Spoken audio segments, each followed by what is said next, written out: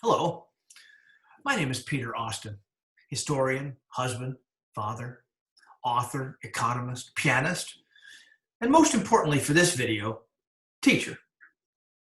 I want to speak to you today about the great success I've had in a career working with students from junior high to college, my assumptions and methods, and about a chance to maybe work together to really improve your son or daughter's learning. I talk to you mainly as someone who loves what he does as a teacher and scholar. At the same time, as someone concerned with the state of American education today and how it may be affecting young people. Maybe you share my concern about a trend building for decades in curriculums of schools, moving against real learning, particularly in the humanities, in the fields of history, English, geography, against openness of thought and ideas in the classroom, and instead in the direction of faculty partisanship and course content, prioritizing social justice ahead of the dynamic facts of history, economics, and other disciplines in building productive knowledge. A kind of partisan teaching that substitutes activism and empty slogans for the type of real learning and content most associate with core college courses. Content that students need if they are to participate as informed citizens in the great republic our founding fathers designed. For 25 years, I've been teaching in traditional classrooms, educating high school and college students to understand the world around them through the disciplines of history, economics, geography, and current events, for competitive grades and useful knowledge as contributing citizens and as achievers, with a broad goal for the students I teach to get a better perspective on today, of why today, why the present looks the way it does. And the way I do this is by looking backward into the past to look at what people before us have done. And I've done this through an approach of bringing a sense of adventure to the study of big events, people, issues, achievements, and innovations through history, geography, maps and places, markets, political systems, art history, frescoes, mosaics, drawings, the great literature, prose and poetry of the past, the language of art and religion, issues and advances in engineering and the sciences of biology, chemistry, physics. As an historian, I've done this in the classroom by looking at the triumphs and mistakes, the insights and progress of mankind across time. And I've tried to do this as realistically as possible, supporting positions with evidence, as good historians must do, in order to paint a complete and accurate picture of the human condition. This grand and traditional approach, and it is grand, this might be enough, but we don't stop here because we assume that economics, geography, and history are actually useful in solving today's problems. In what Mark Twain might say, history doesn't repeat itself, but it rhymes. Today is not unique. It's unique in the sense that the people living today have never lived before. In that sense, it's like a time like no other. But there are very few things today that you can't find somewhere in the past if you know where to find them. Infectious diseases like the ones we have today, as old as the pharaohs in Egypt. And in our own country, infectious diseases caused, for example, an 80% mortality rate in Jamestown, Virginia, in the 1620s, and yet still settlers came across the Atlantic. They came and they came and they came for freedom to a new land, courageously. How can history help us approach today's problems better of infectious disease? In China, what can the past teach us about the great power in East Asia and how did it get where it is today? The American presidency. Is President Trump really unique among the men who have occupied the White House since 1789? Or does he fit in? The past isn't identical to the present, of course. It only rhymes. But history can be a toolbox with lots of starting points for solving things in the present, if we know where to look for them. Because there are very few things today that don't have some kind of analog in the past to study. So we look at the past as a pageant of the possible that holds really useful lessons, explanations, ideas for the present time in which we live and work. And this is huge for high schoolers and undergrads. looking back to see what people actually did, what men and women accomplished over decades and centuries as they strived ever forward.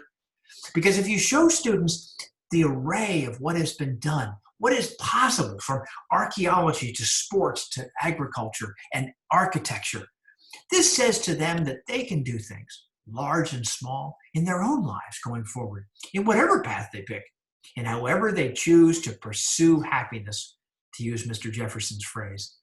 And not just in the classroom, but in business today, in the workplace. An understanding of history, geography, economics is a powerful and directly applicable competitive advantage. A working knowledge, a conversational knowledge of history equips those who travel overseas for work and pleasure, gives them a confidence and understanding about the countries they may go to and the people and things they might see. In business, it may give them a greater advantage in relationship building and strategic networking when others perceive them to be informed Americans with an understanding of the host country and its ways of life. Indeed, business or law or economics is all about problem solving. And I treat the past as a series of case studies to problems, to see how people before us have dealt with certain obstacles, failures, unexpected outcomes. And don't take my word for it. The case study is the backbone of all law schools in the United States and the basis of many business schools you might know, Harvard, the University of Chicago. Now, in all this, I'm a big believer in American students knowing the history of the United States, the country where they grew up and prospered. And it's a good and grand story that, if accurately and well told, is irresistible. And not just to them. Some of the people most interested in American history I've taught are actually international students from Italy and France, Serbia, Vietnam, Angola, Taiwan, Czechoslovakia, Qatar, Saudi Arabia, Japan, China, who want to know about the United States and our keys to success and how their own countries fit in historically. And in all this, I've spent most of my time teaching about places all around the world. From ancient societies, Egypt, Mesopotamia, Greece, and Rome, the 1,000 years that make up the marvelous and huge Middle Ages and Renaissance, China, India, the wonders of South America, Africa, Southeast Asia, to the formation of the modern world, into our own day, so we can find out by studying the past to see why the present looks just the way it does. This is something that, if done right, can act as a backdrop to all learning. At least this is my goal. With this study, I find that students often find their greatest inspiration. Their worlds open up to ideas, possibilities, confidence that learning can be very good, useful, even cool. And once they open up to ideas and learning, it doesn't stop there. Enthusiasm jumps from history and geography over to math and chemistry, business, economics, languages, even civics. I've seen this happen again and again. From lecture halls to seminars to one-on-one thesis mentoring, all with magnificent results. Recently, I've moved out of the traditional university classroom setting in order to work with high school students, college students, and people in business one-on-one, and in small groups for academic betterment and competitive performance results in college prep and admissions, and in workplace.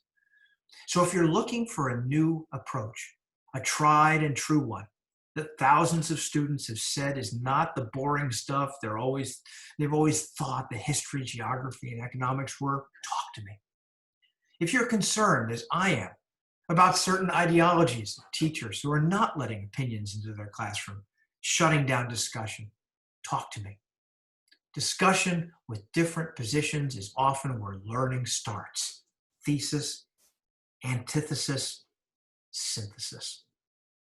Discussion of current events can be the door to wisdom, not something to be avoided, stopped, scared of, censored.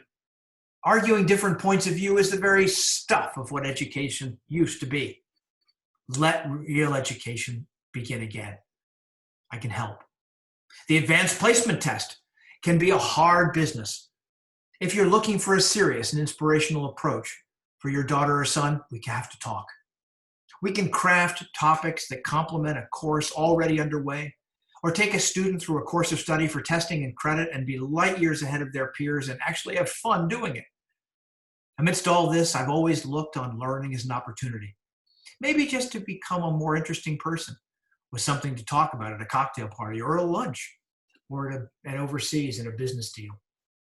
In closing, if you share any of these concerns or expectations, I'd like to welcome you to an opportunity, mine and yours, to work together on behalf of your son or daughter for a higher standard of education, a free exchange of ideas, accurate information, nonpartisanship in the classroom, all so that students can become better thinkers, better informed, fearless, and interesting people, which to me has always been one of the goals of education anyway.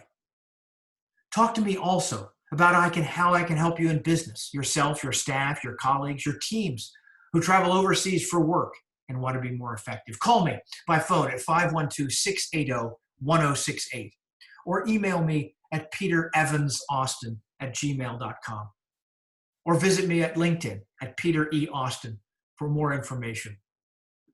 Thank you.